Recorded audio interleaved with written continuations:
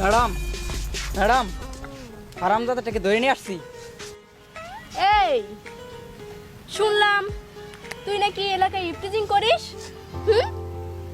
আবার পোড়া পাইনকেও ধরে মারধর করস, আবার কি শুনতাছি চুরিও করস।